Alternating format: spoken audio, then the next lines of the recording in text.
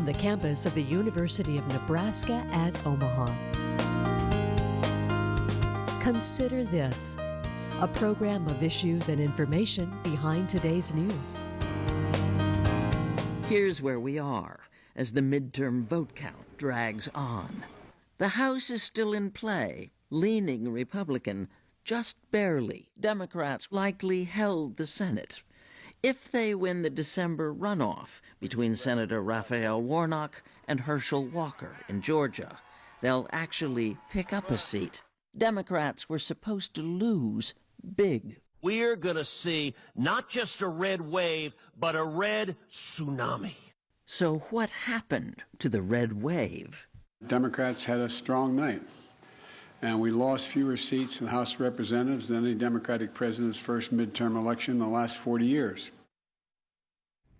Hi everyone, I'm Kathy Wyatt. Welcome to the 26th season and this week's edition of Consider This. Our topic, Election Recap 2022. Joining us to talk more about it is Randall Adkins. Dr. Adkins is a professor of political science and the associate dean for the College of Arts and Sciences at UNO. Thank you so much for being here and welcome. Yeah, I'm happy to be here. Thanks for the invitation. All right, I want to start off with your term to describe the 2022 midterm elections. You know, there's a lot of ways we could describe it. You know, I'm certain Republicans have their way of doing it and Democrats have their way of doing it. I'm a political scientist, though. So I'm going to use a political science term to describe this election, and I'm going to say incumbency advantage.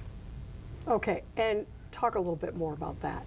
Yeah, so if you think about elections in general for Congress, typically incumbents get reelected at a very high rate. There's actually very, very little turnover, and about 95% of incumbents get reelected in any given year. Now, in this particular year, that did happen, and I just want to contrast that to other election cycles that we've had that have been midterms recently. We had quite a bit of turnover in 2018. In 2014, in 2010, in 2006. We've had a series of wave elections for 4 midterm election cycles in a row. We didn't have that this time. There is no wave. And so what we found is 2 things. I think number 1, redistricting played a big role. A lot of these districts are safer after redistricting than they were before.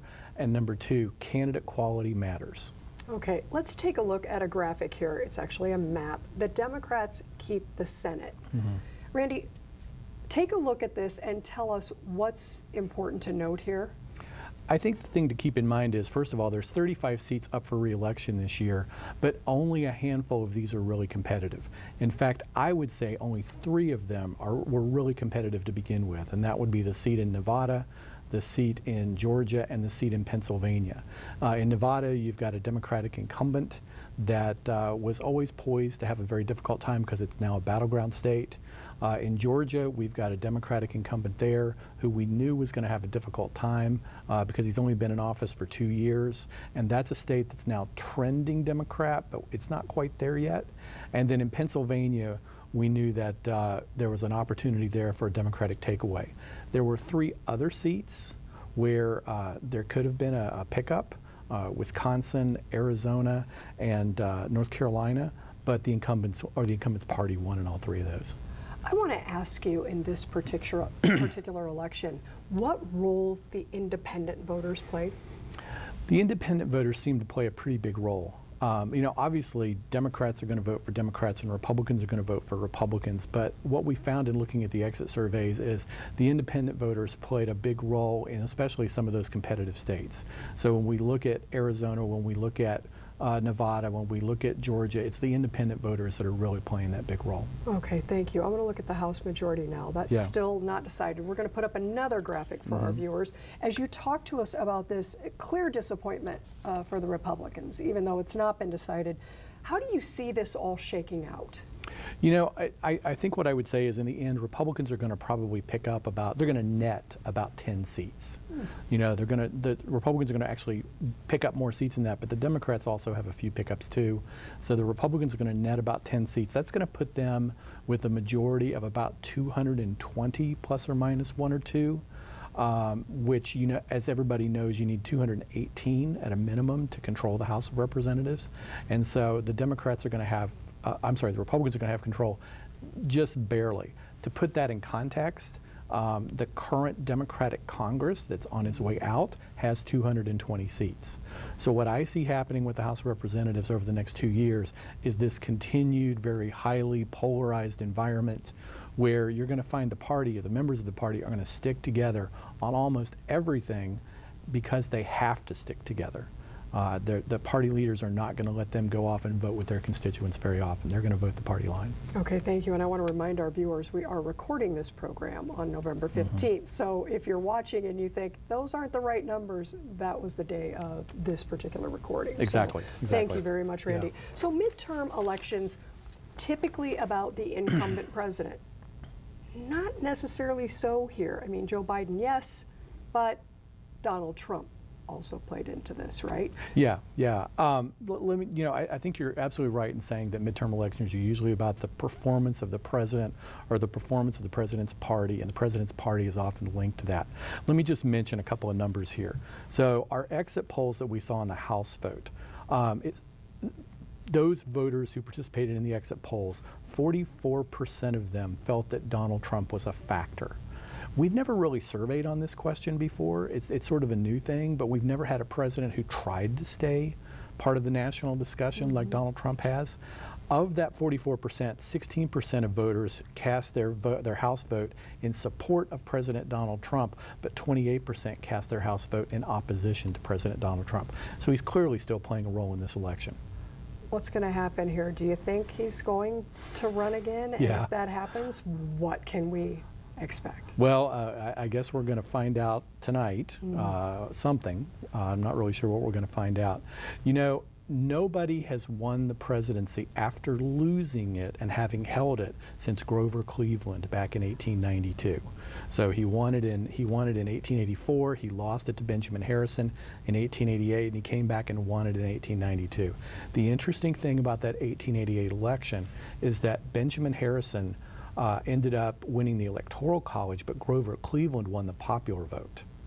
And so Cleveland and his supporters probably felt like they got robbed. Donald Trump and his supporters have been talking about election integrity for the last 2 years. They probably feel like they got robbed. There's a real similarity between that 1892 election and the upcoming 2024 election. You have people watching who are thinking this guy is involved with 2 federal investigations. Randy, when someone runs for this office, right, with that looming, what does that mean? How can that play out? You know, we really don't have good examples of this to rely on historically. I mean, there's a few examples of House races and things like that, but nothing certainly at this level. You know, he's got the 2 federal races, but then he's got that thing going on in Georgia where, you know, he tried to influence the outcome of the election, and there's a recorded phone call with Brad Raffensperger. And then there's also a number of issues with his business dealings. The one thing I can say about Donald Trump is that, you know, what we know about him historically and in his time in business is that he made use of the courts to actually get his way. He would do it to intimidate people by suing them. He would do it to drag out a process, and his lawyers have been masters at that for decades. And in some cases, he actually got, you know, he was actually emerged victorious, you know, after something stuck around the courts for a long time. I don't know what's going to happen, but I certainly know that if anybody knows how to use the courts to their advantage, it's Donald Trump. So would we expect to see, based on everything now, more of the same from him in a run? Or do you think he would change his strategy somehow? I think Donald Trump is going to do what got him to the presidency in the first place. You know, he's 76 years old, I think. It's really hard to see people 76 making a change in the way they've done things their entire life. It's obviously been successful for him in business. It got him into the presidency. He thinks it was successful for him. I really don't see him making any changes. Okay, thank you. And what about Joe Biden? Well, you know, what about Joe Biden? He's already said he's planning to run for president. Now, that's not a declaration that you are running for president. It just means you're laying the groundwork in case you do decide to run. I think he was going to make an announcement sometime early next year. In both cases of Trump and Biden, they have to make an announcement pretty quick, because on the Republican side, there's a number of people who are lining up to run if Trump doesn't run. You know, Ron DeSantis, Mike Pence, Mike Pompeo, Nikki Haley. And on the Democratic side, there's a number of people who would be great candidates if Joe Biden doesn't run. You know, Kamala Harris, Pete Buttigieg, Gretchen Whitmer. Just had a fantastic election in Michigan.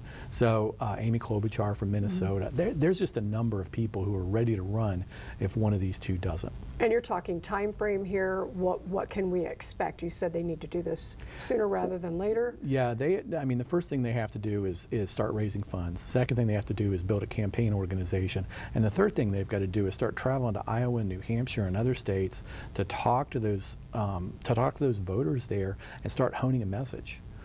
Because they've got to figure out what's going to work for them. Okay, before we leave the national scene and drill down into Nebraska, anything I haven't asked you about this race that I should have? Well, the one thing that I think is really interesting is that Pennsylvania race, that Pennsylvania Senate race, I found just fascinating, because I think it tells a tale of what's going on in America. In that Senate race, you know, you've got John Fetterman, who is your working class, blue-collar Democrat who had served as lieutenant governor and been a mayor, and he's running. He's running, and he travels all over the rural parts of the state, and he's running against you know, Mehmet Oz. You know, Dr. Oz, who's a TV personality, who's not even really, I mean, I guess he was originally at some point, he lived in Pennsylvania, but he had to move back to Pennsylvania. He technically lived in New Jersey.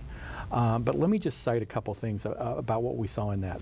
You know, Fetterman's got the stroke, but of those people who voted, 69% of them voted for Fetterman because they thought he cares about people like me. You know, and 57% of the voters thought that Oz had not lived in the state long enough. You know, now those are interesting, but I just want to mention something else. Of those whose vote was in support of Trump, 93% of them voted for Oz.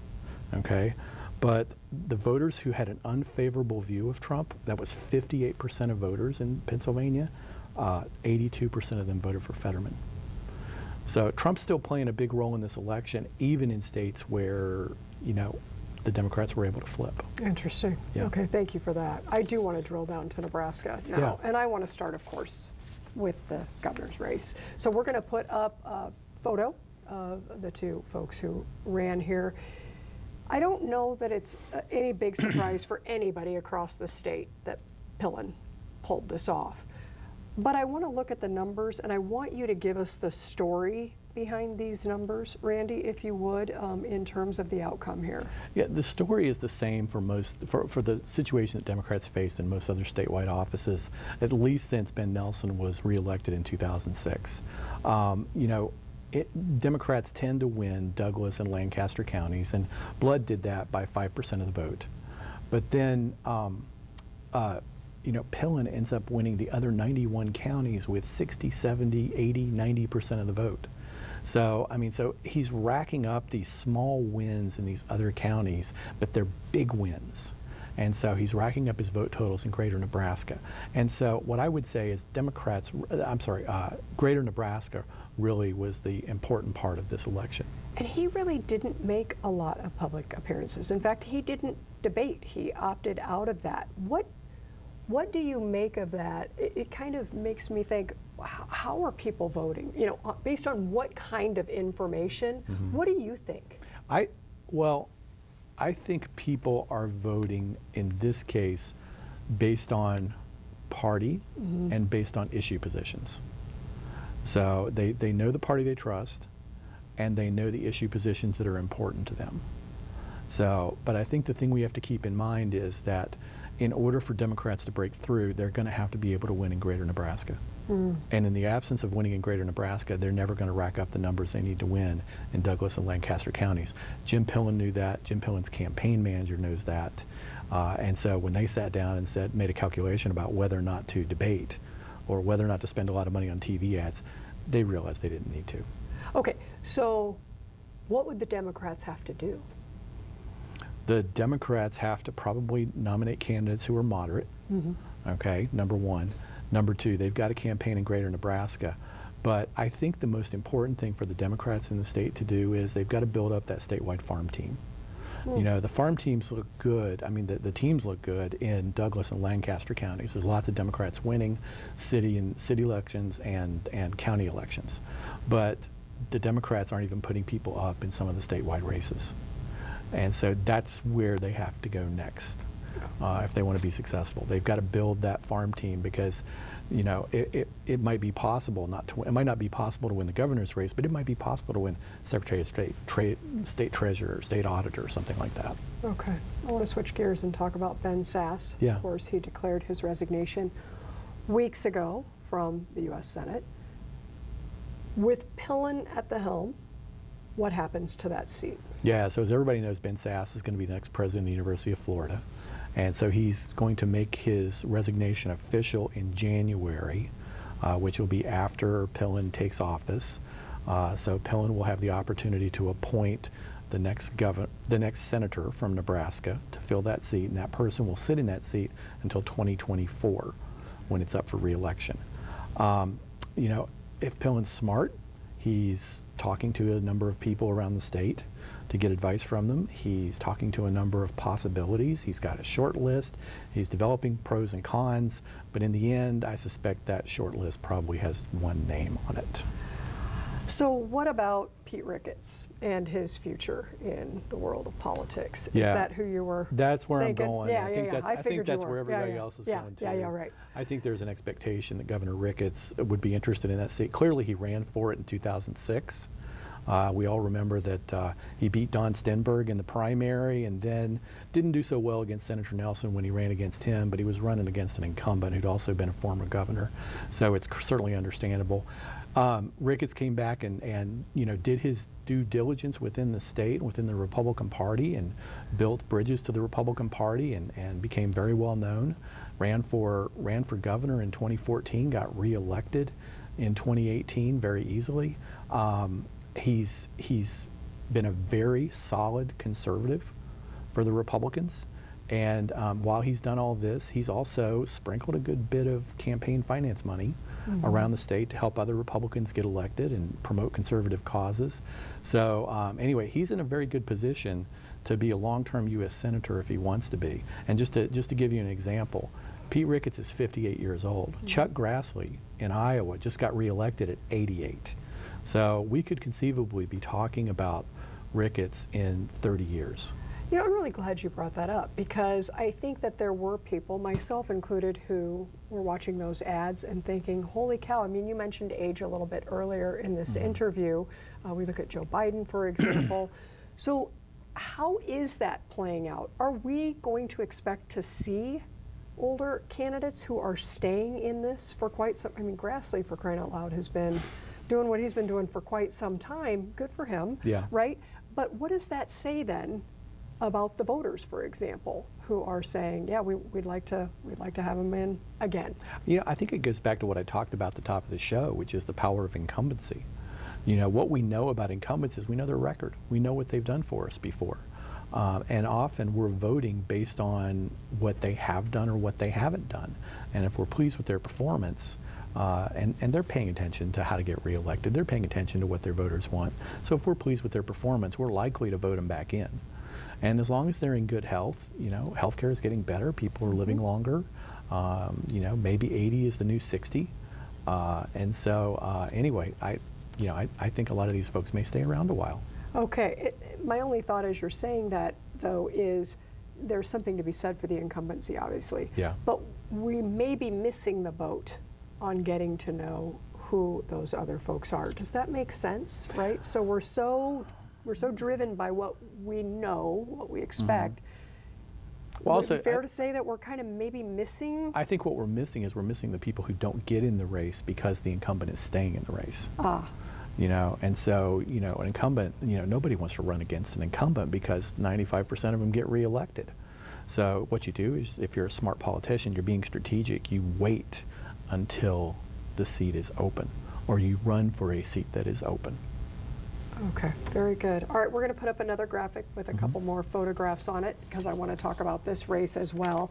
The 2nd Congressional District. Yeah. Okay, so we have Don Bacon and Tony Vargas. A lot of outside interest in this race, and folks watching television as we got closer to the election probably noticed some not so kind commercials that were going on. Talk about that a little bit here. So 435 House races are up for re-election at the same time, but as I mentioned at the top of the show, only about 35 of them are actually competitive. This race was not in probably what I would consider to be the 15 or 20 most competitive, but it was in that next ring. It was in that next layer. And as a result of that, there was a lot of outside interest and a lot of outside money that was spent by the congressional leadership PACs and by other organizations. And let me just give you some numbers here. So the two candidates, between them, as of the last data that was on, I think it was October 19th is the last data that I have right now. At that point, they'd raised $6 million between them. That's a pretty healthy amount, but it's not unprecedented for this particular district. But 10.8 million was spent by outside organizations. All but $2 billion of that was spent against one of the two candidates. So $2 million of it was spent for Don Bacon. The remaining $8.8 million was spent against Tony Vargas and against Don Bacon. And that was spent against Tony Vargas at a 2-to-1 rate. So what do we make of that, right? We're trying to educate ourselves on who these people really are, what they represent, how they're going to represent all of us. So when you look at that and you say those figures the way you have, I mean, I'm not sure that that money that's spent on that outside advertising that's spent against a candidate is really reflective of those candidates and their positions, as much as those ads are essentially cookie cutter ads that are run in other congressional districts in America. So, you know, if you want to claim the Democrat is against taxes and, you know, the Republican incumbent is in favor of accepting money from lobbyists, those ads are run everywhere. So that is really nothing new. It doesn't really help us get to know the candidates that much.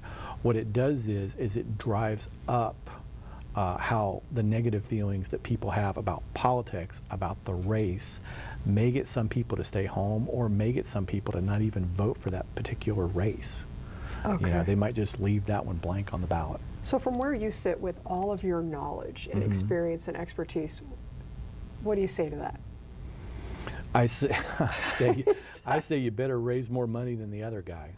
So that's just the way it is right now. Okay. So, I mean, and I'm looking at it from a very pragmatic stance. You know, what I really wish is, I wish we had 435 competitive House districts in America. We don't. The state legislatures and the governors have drawn them in such a way that, you know, 400 of them are not really competitive. But from a pragmatic sense, this is what, you know, the money's going to be spent in 35 districts primarily. Okay. All right. Always lessons to be learned. What have we learned in the 2022 midterm election? Yeah, well, I think the first thing I'd say is that, you know, the economy was important in this election, but it's interesting because it was important to some people, or it was more important to some people than it was to others. There were clear, when we looked at the exit polls, what we found was that there were some people who thought, you know, the economy's really affected me. And then there were other people who said, no, I really haven't been affected that much by it. And that made a little bit of a difference. So that wasn't an overwhelming issue. Abortion, you know, the Dobbs decision that everybody thought was going to drive the race ended up playing a bigger role than we thought it was going to play. Probably as big a role as we originally thought it was going to play, but here's the catch. It plays a bigger role in some states than it does in others because of what existing abortion law is in that state. And so that's another thing that I think we're going to be revisiting here soon. The third thing I'd say is candidate quality still matters. You know, President Trump endorsed a number of election deniers who he didn't have the best qualifications for office, and in almost every case, those individuals lost. So had the Republicans nominated better candidates with more experience, they were available, they just didn't choose them in the primaries. Had they done that, I think we'd be talking about a different outcome today. And the last thing I would say is, I think voters are getting wary. You know, this election denial, the election integrity issues, clearly there was a segment of the population that thought that that the threats to democracy are real. You know, what we saw on January 6th and the possibility that something like that might happen again. There's a segment of the population that's really worried about that. I'm not in any case here talking about all of the candidates or all of the population, but there are these different segments that help us understand the American electorate as it sits today. Okay, thank you. We have about a minute or so remaining. We're heading towards 2024. Predictions, thoughts? You know, I'm gonna take a little bit of an optimistic view here. One of the things that I was really pleased about in 2020 and 2022, and I work with students, is that the 18 to 29-year-old vote is up. These are students who are paying a lot of attention to politics, probably because they're very tuned into social media, and it gives me a lot of hope for the next generation and what we might see coming in the future. So I like to think that in 2024 we're going to see, you know, if not some younger candidates somewhere, you know, more of the Gen Z candidates, so to speak. We got one that won a race down in Florida this year. I think we're going to see more of that. Okay. And I think that's probably a good thing. It's time to let the young people have their time. Election Recap 2022 with Randy Atkins. Thank you so much for joining us and sharing your time and expertise. We appreciate it very much. You're welcome. Yeah, thanks to our students who are working so hard behind the scenes, and of course to all of you for watching. As we close, Scenes from UNO's campus is seen through the lens of Dayton and Sarah, a junior here at UNO. We'll see you next week.